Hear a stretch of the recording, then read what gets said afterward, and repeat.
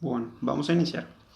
Vamos a iniciar recordando que el objetivo de este espacio, más que repetir ideas de otros filósofos, más que repetir el legado filosófico de diferentes personajes de la historia, es tomar elementos de ellos y tratar de darles un significado diferente, tratar de plantear una filosofía propia, tratar de plantear propuestas que sonarán extrañas en algunos casos, pero pues que tienen algún tipo de objetivo, sobre todo en este momento de crisis, como necesidades sociales que se están generando.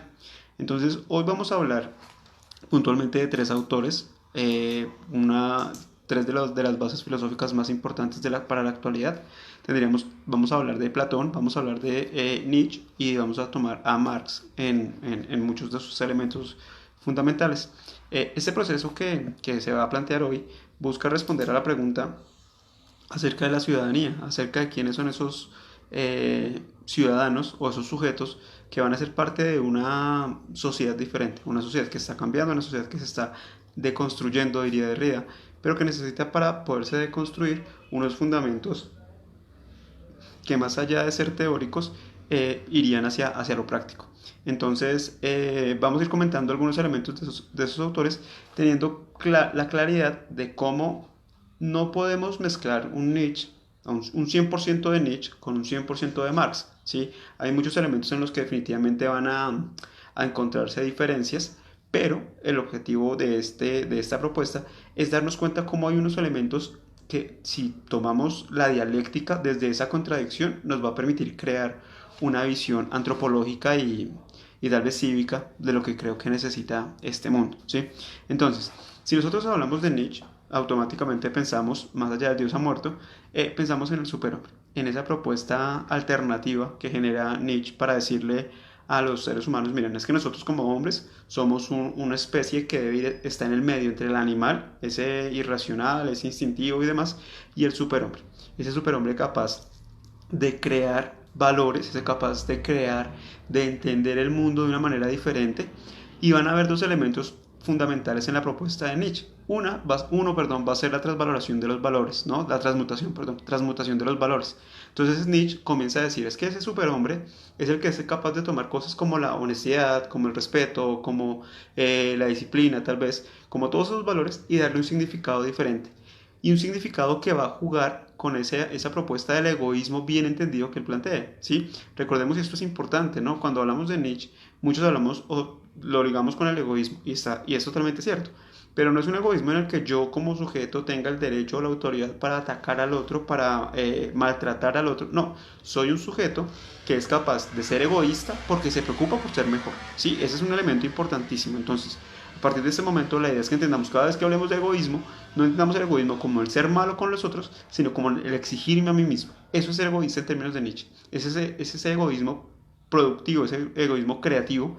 Y acá sí, no sé, de manera tal vez un poco arbitraria, tomamos la idea de Foucault, eh, lo positivo como creativo. ¿Listo? Entonces, ese primer elemento de la transmutación de los valores la hace el sujeto cuando es creativo. Y hay un segundo elemento que es la famosa metamorfosis que plantea Nietzsche. Y entonces Nietzsche va a decir, bueno, es que hay un ser que comienza viviendo como un camello, lleno de cargas, lleno de ataduras. Ya en algún sábado anterior lo habíamos charlado y decimos, bueno, es que las cargas están en términos de la ética, de la moral, de la religión, de la política, de la cultura, que están ahí como cargas para ese camello. Entonces, esas cargas hacen que el desarrollo de ese camello no sea tan libre, sino que simplemente responda a un recorrido dado y casi que dirigido por esas mismas cargas. Nietzsche va a decir, ese camello va a pasar a ser un león.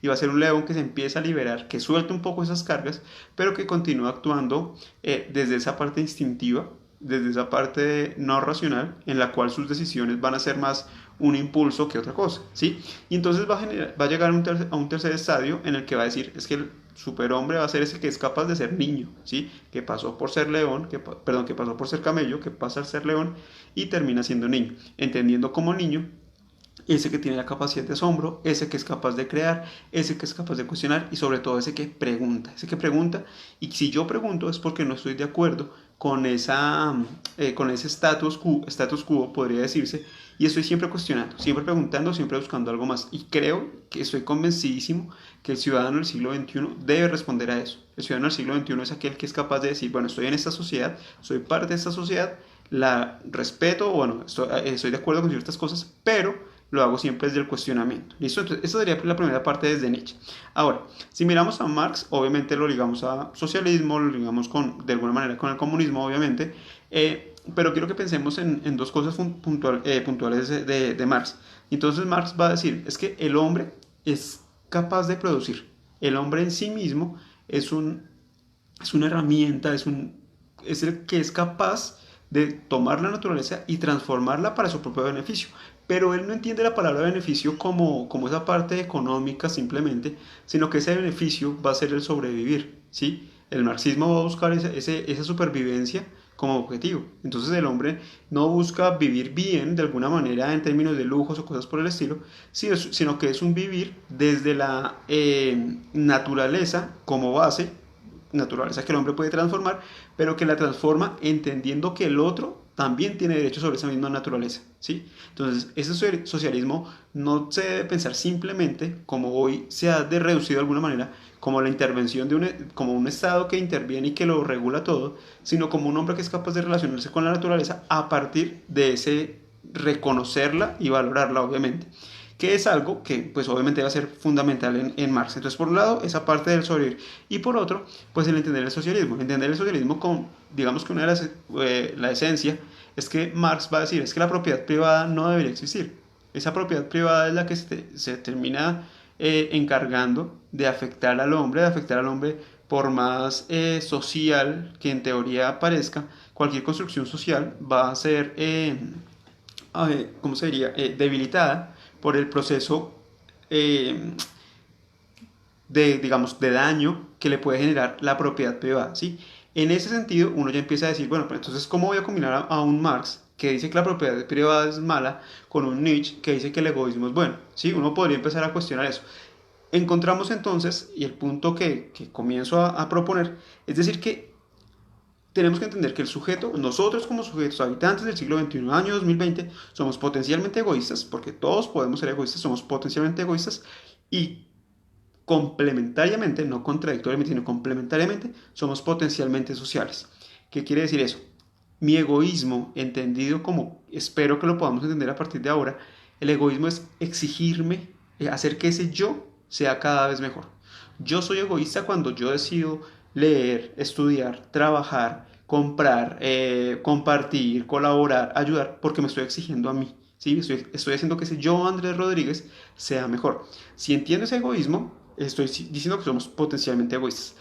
Y somos potencialmente sociales porque resulta que en ese proceso de yo exigirme más, estoy colaborándole al otro, ¿sí?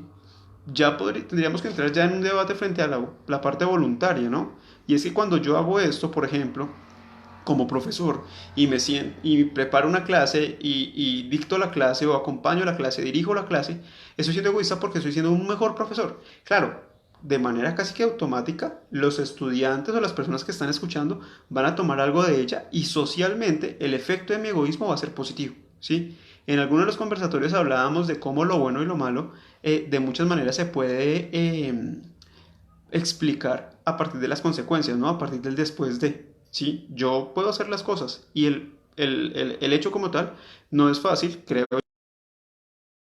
Esa bondad o esa maldad aparecerá como resultado de esas consecuencias que aparecen. Entonces, hasta ahí espero estar siendo claro. Les agradezco que si hay alguna duda, algún comentario, pues por favor me la escriban ahí para de pronto ir interactuando y pues ir construyendo entre todos este espacio. Bien, entonces, primera conclusión. Marx y Nietzsche coinciden en que el sujeto debe transformar, ¿sí? ¿Y dónde o desde dónde debe transformar? Nietzsche va a decir desde ese egoísmo bien entendido en el que se exige al máximo él para ser mejor y en ese proceso hay transformación. Y Marx va a decir, va a ser transformador desde que entienda lo social como parte de esa tarea de construcción automática, ¿sí? Ahí digamos que serían los elementos que yo creo que empecemos a entender. E insisto, parecen contradictorios, pero veámoslo más desde una manera dialéctica, porque esto va a generar una conclusión. Y la primera, perdón, una conclusión dialéctica en este caso. Y entonces hablemos de cómo ese egoísmo que plantea Nietzsche y ese interés social que plantea Marx se van a encontrar y van a dar como respuesta un sujeto capaz de enfrentarse a la caverna, ¿sí? A esa caverna que planteaba Platón. Recordemos que Platón nos va a decir, nosotros como seres humanos estamos viendo una aparente realidad, estamos siendo engañados por los sentidos y estamos encontrando una visión de mundo que está adecuada a partir de ciertos intereses, ¿no? Y él lo decía hace siglos, pero si lo vemos hoy, estamos cada vez más dentro de una caverna, en la que todo lo que estamos recibiendo por medios de comunicación, internet y todas las fuentes de información nos muestran una aparente realidad, pero es una realidad que está adecuada a los intereses de todos aquellos que tienen el poder para manejar el lenguaje, la verdad, el poder, algo que hablábamos en una charla previa. Entonces, si esa es la caverna, ¿por qué Marx y Nietzsche van a responder a ella? Porque es que son ellos, recordemos, como maestros de la sospecha, pues, como fueron de alguna manera conocidos, empiezan a decirle al hombre, usted tiene que cuestionar. Y cuestione, hoy yo invito a que nosotros como ciudadanos cuestionemos desde el egoísmo y desde el interés de lo social. Es decir, la caverna me va a decir, hay una realidad, ¿sí? Hay una realidad que usted tiene dos formas, una, acostumbrarse a ella, ser parte de ella porque sí, o responder a esa realidad desde ese egoísmo que le va a ayudar a usted a sobrevivir. No sé si estoy siendo claro, espero estar siendo claro. Entonces, cierro esta parte para ya pasar a un elemento posterior. El egoísmo es la primera herramienta para construir socialmente. Yo no puedo ser parte de un mejoramiento social si no soy capaz de exigirme a mí mismo, ¿sí? Esa es una aparente contradicción, pero creo yo que es una paradoja de esas tan necesarias, ¿sí? De esas cada vez más necesarias. Seamos egoístas, pero entendamos ese egoísmo como exigirnos para poderle dar al otro algo que le permita también exigirse, ¿sí? Hace unos días leía, preparando esto, cómo Schopenhauer, una de las grandes influencias para Nietzsche, va a hablar de cómo ese egoísmo bien entendido es el que permite que varios egoísmos sumados se conviertan en una construcción social adecuada. Y es cierto, ¿qué pasaría si las personas dentro de un conjunto, cualquier parecido con nuestra triste realidad es pura coincidencia, pero si las personas dentro de un conjunto se exigen a sí mismas y cada habitante del conjunto se exige y reconoce el valor de la labor de un médico, por ejemplo, pues la construcción social de ese edificio va a ser grandísima. Pero cuando uno simplemente se queda con la fácil y es pensar en la supervivencia como un instinto, pues automáticamente está desvirtuando cualquier tipo de construcción social que aparentemente fuera expectativa en ese momento. Bien, entonces, nuevamente los invito a que pues comentemos, preguntemos para que pues la charla se dinamice entre todos. Entonces, hay dos elementos que ya hemos tocado, bueno, el egoísmo y lo social. Vamos a pensar ahora en que ese sujeto del siglo XXI, ese sujeto dentro del cual estamos, de los que somos parte, perdón, es un sujeto que debe tener dos características puntuales. Debe ser creador, recordemos la transmutación de los valores, cuando Nietzsche va a decir que es que el hombre debe enfrentarse no debe crear desde la transmutación de los valores, y Marx nos dice que el hombre es productor, el hombre produce, o sea, la máquina como tal es producto del hombre, ¿sí? Y el hombre es el que debe tener el valor, y ahí van a encontrarse dos elementos importantísimos. Foucault lo decía frente a la resistencia, ¿no? Entonces la resistencia reactiva y la resistencia creativa. Entonces la reactiva es la que simplemente responde a lo que está pasando, circunstancial. Mientras que la creativa es aquella que es capaz de entender esa circunstancialidad como una potencia, como algo que le va a permitir mejorar, que le va a permitir fortalecerse. Entonces, si vemos esos dos elementos de lo creador, de lo productor que plantea Marx y de lo creador que va a decir Nietzsche, entonces tendríamos que decir que el sujeto del siglo XXI, para poderse enfrentar a la caverna, debe ser un ser capaz de crear, ¿sí? Un ser capaz de hacer algo nuevo, un ser capaz de entender que lo que toma de un noticiero, que lo que toma de internet, que lo que toma de un periódico, que lo que toma del imaginario colectivo es importante, pero no puede quedarse simplemente recibiendo. Debe ser capaz de responder a ese proceso desde la creación. Acá una pequeña pausa. Entonces Cristian pregunta, ¿se plantea entonces que ese egoísmo de Nietzsche es el que ha aplicado a Estados Unidos para superarse como nación? Digamos que en cierta medida sí, porque se han exigido, y se han exigido a partir del querer ser mejores, ¿no? Obviamente, han exigido desde lo militar, desde lo comercial. Sin embargo, digamos que no sería tan nichiano, por decirlo de alguna manera, cuando se encargan de pasar por encima del otro, ¿sí? Ahí tendríamos que discutir, bueno, ese pasar por encima del otro muchas veces es una consecuencia natural, ¿sí? Cuando yo presento mi hoja de vida para un trabajo, automáticamente estoy queriendo ganarle a los otros que están presentando la entrevista. Estados Unidos de alguna manera está haciendo ese proceso, está buscando su evolución y ha tenido que, digamos que, responder esa exigencia con las consecuencias que ha traído, ¿sí? Ese sería ya un planteamiento ético o moral que tendríamos que empezar a juzgar, ¿no? Entonces, si yo digo que es que Estados Unidos está haciendo las cosas para ser el mejor país del mundo, uno diría, eso no tiene nada de mal, ¿sí? Lo que lo convierte en algo nocivo o que es susceptible de ser juzgado es la forma en que está afectando a los demás, ¿sí? Entonces, para la pregunta que hacía Cristian, yo considero que sí, como nación está exigiéndose, como nación está diciendo, vamos a ser mejores, ¿sí? Pero las consecuencias son pues todo eso que hoy podríamos juzgar más desde lo ético y desde lo moral, pero desde lo antropológico, que es el planteamiento que yo estoy exponiendo en este momento, ese egoísmo es un resultado de ese querer evolucionar, ¿sí? Sin querer salir mucho del tema, pero ya entonces podríamos hablar de esa evolución que dice que el que sobrevive es el más fuerte, ¿no? Entonces, no estoy justificando obviamente la tarea de Estados Unidos, pero sí creo que es resultado de una exigencia que no sé si el término sea egoísmo, pero sí es ese nacionalismo que sabemos es parte del poder de Estados Unidos. Bien, no sé si quedó clara la respuesta y pues igual ahí sigo atento a los comentarios.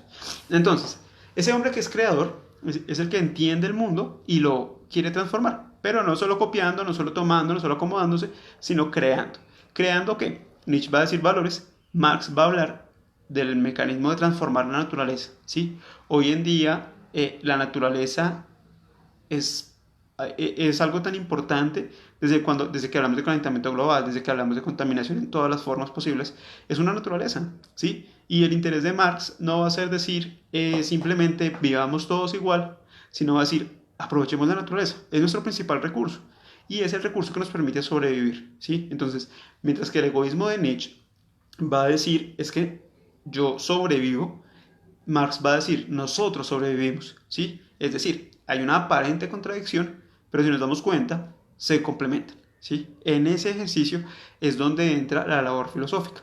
El título de la charla era Ciudadanías filosóficas, ¿no? Y entonces Platón también lo planteó hace mucho tiempo cuando decía que los mejores gobernantes podrían ser los filósofos por la capacidad de racionalizar y bueno, hay muchas cosas. Yo hoy no me voy tan al extremo, pero sí creo que esa actitud filosófica frente al mundo, frente a la vida, permitiría generar esos sujetos que entiendan el egoísmo bien entendido, valga la redundancia, y que entiendan su capacidad como potencia social, capacidad individual como potencia social. Bien, entonces, esas ideas que van a ser parte del resultado creador del sujeto del siglo XXI van entonces a transformarse en algo que creo yo es cada vez más importante, pero complejo de discutir, ¿no? Y es el valor de las acciones, pero acciones vistas como acciones políticas, acciones culturales y acciones sociales. ¿Qué tienen en común? Cultural, político y social. Poder. En todo sentido estamos hablando del poder. Y no vamos a irnos a Foucault, que podríamos hacerlo obviamente, pero vamos a hablar, sí, pero vamos a tocar en este momento el poder desde lo social, lo cultural y lo político, como ese poder de transformar, ¿sí? Ese poder que me da autoridad para transformar al otro, pero no someter, ¿sí? Ojo, ahí no vamos a hablar del someter.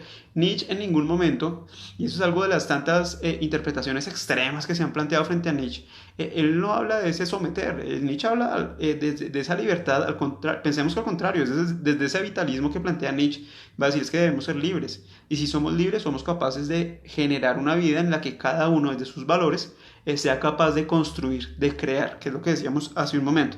Entonces, bueno, y Marx entonces va a decir, es que ese poder nos va a servir para transformar la sociedad, la cultura y la política, y las va a transformar con el objetivo de que todos estemos bien, ¿sí? Y ahora, no, pues no vamos a entrar en este momento en la conceptualización de ese bien, porque como lo decíamos hace un momento, si lo miramos desde lo político, hay una perspectiva clara, si lo miramos desde lo ético, lo moral, pues obviamente la situación cambia. En este momento yo, ¿qué quiero plantear? El hombre del siglo XXI que toma el egoísmo de Nietzsche, la parte social de Marx, que toma la parte productiva de Marx, la parte creadora, o sí, la parte creadora desde Nietzsche, es ese que es capaz de tener poder político, poder social y poder cultural. ¿Y dónde está ese poder? En el ser capaz de modificar la conducta del otro, ¿sí? De transformar al otro. De alguna manera podríamos acá, va a sonar redundante el hablar de una alteridad pedagógica, ¿no? Porque pues la pedagogía implica el enseñarle a otro y eso de alguna manera es una forma de alteridad. Es evidente, digamos que es una obviedad, sin embargo, es pedagógica en el momento en el que me permite enseñar, ¿sí? En el momento en el que me permite tomar la educación, no desde una escuela como espacio físico, sino desde la escuela como esa capacidad dinámica social, dinámica familiar, cultural y demás, que va a generar una transformación, ¿sí? Entonces, quiero concluir esta segunda parte planteando eso. El hombre del siglo XXI debe tomar a Marx y a Nietzsche para salir de la caverna. ¿Por qué? Porque lo hace a partir de la creación, del crear y del producir. Y ese crear y ese producir van a decirle al hombre, bueno, lo que usted está haciendo tiene un objetivo. ¿Y el objetivo es cuál? Transformar. Porque es que cuando usted transforma, tiene poder. ¿Y cuál es la mejor manera de ejercer ese poder? Enseñar. Usted y yo estamos enseñando constantemente. Algunos dirán, perdón, el hablar desde el ejemplo, ¿no? Y entonces todos lo hacemos. Todos somos, sin querer o queriendo, somos ejemplo para otro. Y en ese momento estamos teniendo la posibilidad de enseñar. Entonces, la posibilidad de tomar a Nietzsche y a Marx como herramientas para salir de esa caverna está en el ser capaz de enseñar una pedagogía que me dé poder, porque soy capaz de entender que no necesito un salón de clases para enseñar, sino que soy capaz de enseñar desde lo que hago, lo que vivo, lo que siento incluso y lo que puedo llegar a mostrarle a los demás. ¿Listo? Entonces, nuevamente espero estar siendo claro hasta este punto. Pero si preguntas o comentarios si hay en este momento. Retomamos algunas cositas pues para aquellas personas que de pronto están llegando en este momento. Desde una primera parte decimos que Nietzsche nos va a hablar de un egoísmo, pero es un egoísmo bien entendido. Schopenhauer ya lo había dicho, es un egoísmo que me exige a mí, ¿sí? Yo no soy egoísta cuando paso por encima de los demás, yo soy egoísta cuando me exijo. Entonces la invitación que les hago hoy es que seamos egoístas, pero entendiendo ese egoísmo como el ser capaz de llevarme al extremo, llevar ese yo al extremo, al ser mejor como persona, ser mejor como profesional, ser mejor como familia, ser mejor como, bueno, todas las dimensiones que podemos llegar a tomar. Y Marx, por el contrario, nos va a decir, bueno, vamos a buscar un ser social. Y ese ser social que se preocupa por los demás, que entiende la propiedad social, que entiende lo dañina que puede ser la propiedad privada, es algo que aparentemente es contradictorio, pero que coinciden en que en ambos casos se debe buscar la forma de enfrentarse al mundo desde esa capacidad de exigirme para construir sociedad. Bien, y en una segunda parte entonces ya decíamos con lo que terminamos hace un momento, el hombre debe ser capaz de crear, ¿sí? Marx lo va a decir desde lo económico y lo político, el hombre que produce, el hombre es capaz de producir. Nietzsche va a decir, desde la transmutación de los valores y la moral de los esclavos y los señores, Nietzsche va a decir, el hombre es capaz de crear valores, es crear desde lo axiológico, desde lo político y lo cultural, ¿sí? Entonces, el segundo elemento es que para salir de esa caverna que planteaba Platón, es necesario crear. ¿Y por qué crear? Y viene el tercer elemento, porque el crear es el que me da la posibilidad de obtener o de ejercer poder. Ya Foucault va a decir, el poder no lo tenemos, el poder está. Eso es el que decide si lo ejerce o no lo ejerce. La invitación que yo hago es a que lo ejerzamos desde la pedagogía, una pedagogía que sea capaz de empoderarnos. ¿Y por qué de empoderarnos? Porque es que ese poder, en términos de Nietzsche, en términos de Marx, va a ser la capacidad de transformar al otro. No desde la sumisión, no desde el ataque, no desde el sometimiento, sino desde la guía que es capaz de hacer con un interés social, diría Marx, o con un interés egoísta, diría Nietzsche, de crear algo mejor, ¿sí? Y creo que es fundamental en este momento entenderlo como base para lo que estamos planteando. Bien, ahora, finalmente, bueno, en una cuarta parte tenemos que empezar a pensar alrededor de dos conceptos que van a ser fundamentales para Marx y para Nietzsche. Entonces Marx por un lado nos va a decir, bueno, tenemos que buscar lo social. porque es que la propiedad social, porque es que todo es de todos y debemos cuidarlo entre todos. Eh, y lo hace a partir de decir, debemos tener una conciencia de clase, una conciencia social, una conciencia en la que entiendo que yo soy parte de una clase, que soy parte de un colectivo. Históricamente, Marx entonces va a hablar del materialismo y va a decir, bueno, es que hay una lucha de clases constante. Nietzsche, básicamente, desde lo político, lo podemos resumir en que su posición frente a una democracia como la griega era radical. Y entonces decía, bueno, es que ese ideal griego hay que retomarlo, pero no desde la visión ateniense, sino desde la visión espartana. Recordemos, la Grecia famosa, la Grecia de Pericles, es la que tiene a Esparta por un lado y a Atenas por el otro, ¿no? Y entonces Atenas la parte intelectual muy bonita, Esparta la parte guerrera, Esparta la parte fuerte. Nietzsche se ve más por ese lado. Y Nietzsche va a decir, entonces tenemos que sostener un Estado desde la fuerza, ¿sí? Pero esa fuerza la va a plantear desde ese salir de la masa. Acá encontramos nuevamente esa pequeña contradicción o aparente contradicción. Entonces, Marx nos invita a que seamos una masa que trabaje como conjunto y se defienda a sí misma. Nietzsche nos va a decir, no, salgamos de esa masa y que ese superhombre sea ese que es capaz de salirse del montón y hacer algo nuevo, hacer algo diferente. Entonces, en ese momento, uno puede ver una contradicción. Sin embargo, quiero que veamos el siguiente ejemplo. Cuando yo me enfrento al salir de la masa, estoy siendo egoísta, ¿cierto? Si vamos a Nietzsche. Pero ese egoísmo me puede me puede dar la capacidad de liberar a esa masa. Es decir, cuando yo arriesgo mi capacidad individual lanzándome a un cargo público, claro, algunos dicen, no, es que lo está haciendo por la masa. Sí, pero lo está haciendo por la masa saliéndose de esa misma masa. Es decir, insisto, es una aparente contradicción, pero es más una paradoja constructiva, ¿sí?